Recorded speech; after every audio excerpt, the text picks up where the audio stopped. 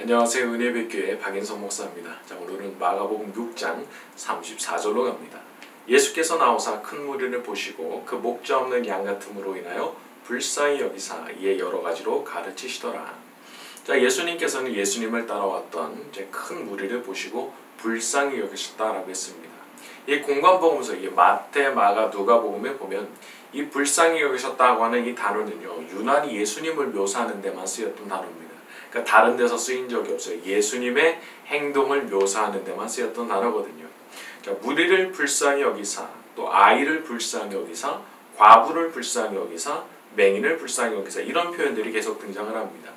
그러니까 우리 인간들에 대한 우리 예수님의 아주 기본적인 마음이 뭐냐 하면 정말 불쌍히 여기시는 그 마음이었다고 볼 수가 있는 거죠. 병으로 고생하는 것이 불쌍하고, 그리고 자녀를 먼저 떠나보는 그 과부가 불쌍하고, 목자 없는 양같이 방황하는 그 큰 무리가 불쌍하고, 그러니까 우리 예수님 마음이 늘 이렇게 불쌍히 여기고 긍휼히 여기는 마음으로 가득 차 계셨다는 것입니다. 자, 기독교가 예수님을 따르는 종교라는 것을 생각해 본다 그러면은 과연 우리는 얼마나 그 예수님의 기본적인 그 마음을 따르고 있는가를 생각해 볼 필요가 있는 거죠. 사실 세상을 살다 보면은 마음이 식어질 때가 많습니다. 왜냐하면 정말 악한 사람들이 많거든요. 그래서 그런 사람들에 대해서 듣고 또 보고 실제로 만나고 나면 진짜 오만정이 다 떨어지는 거예요.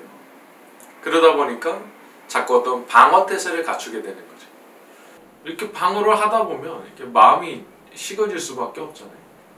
그러다 보니까 점점 더 냉정한 마음을 갖게 되지 않나 그렇게 생각을 합니다. 하지만 그럼에도 불구하고 우리는 사랑하라는 계명으로부터 자유롭지 않은 사람들이고, 또 우리의 구주이신 예수님을 따라가는 사람들이기 때문에 어떤 인간에 대한 긍휼의 마음을 포기하면 안 되는 겁니다. 자, 내가 예수님으로부터 사랑을 받는다고 하는 건 얼마나 좋은 겁니까? 참 이렇게 사랑받고 싶거든요. 그리고 용서받고 싶거든요. 그리고 불쌍히 여김을 받고 싶거든요.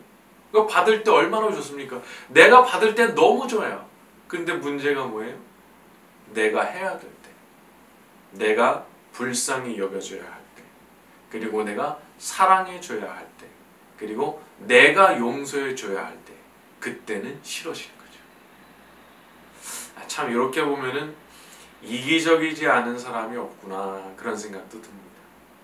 오늘 말씀을 준비하면서 저도 저 자신에 대해서 한번 생각을 해보게 됐어요. 참 부끄럽더라고요. 하나님의 말씀 앞에서 참 부끄러워지는 것이 우리구나 그런 생각도 하게 됐습니다.